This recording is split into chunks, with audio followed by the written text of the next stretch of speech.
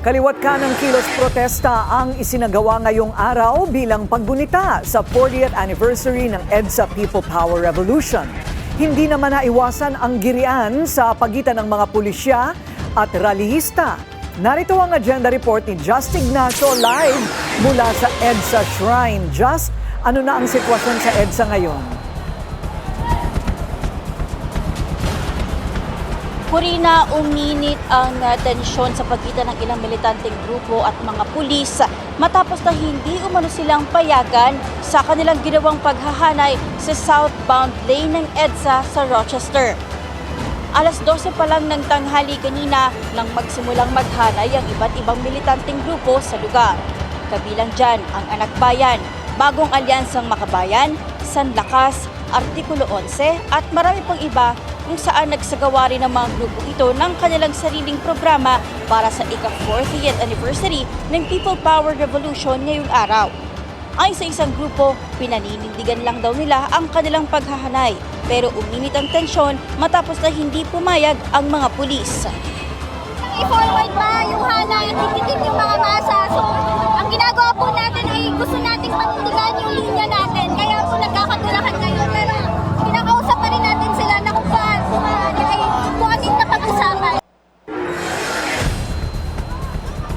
Sabi naman ng isang pulis na ating nakausap kanina habang patungo tayo sa ilalim ng EDSA Shrine Flyover, pwede naman silang humanay pero wag lang sana na makakaabala sila sa EDSA. Hindi rin napigilan ng iba't ibang grupong ito matapos na tumakbo ang mga ito patungo sa ilalim ng flyover ng EDSA Shrine. Alauna raw dapat ang programa pero naantala raw ito dahil sa ginawang pagharang ng mga pulis. Nagsimula ang programa alas 2 kanina. Nang maya-maya ay bigla muling uminit ang tensyon ng dalawang panig. Tulakan, harangan at naobserbahan din natin na may ilang bote na lumipad. Kanina nasaksihan din natin mismo ang isang pulis na duguan matapos pukpukin umano ng isang rallyista. Agad-agad itong dinala sa loob ng DMW building kung saan doon nakadestino ang kanilang medical area.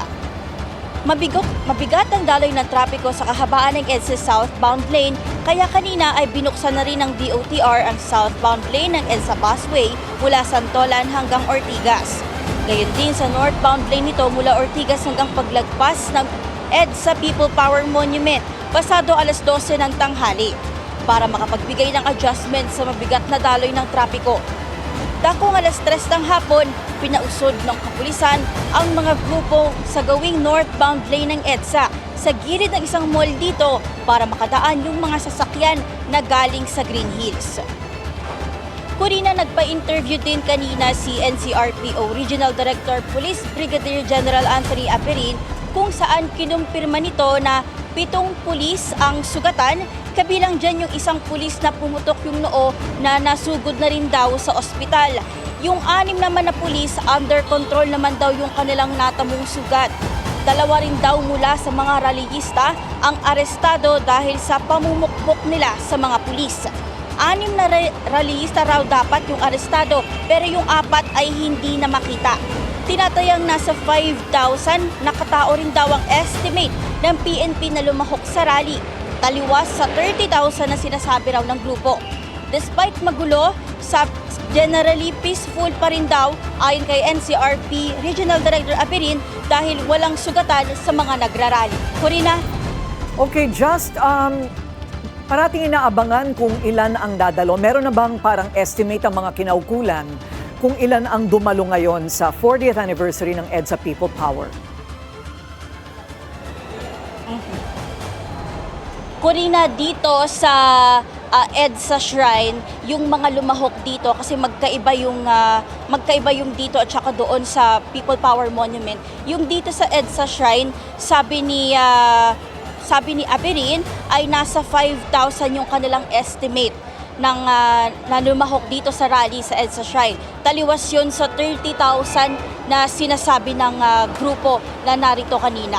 Corina? So yung mga grupo dyan sa EDSA Shrine ay mga masasabi ba nating mga makakaliwa? Sila ba yung mga kilalang mga personalidad?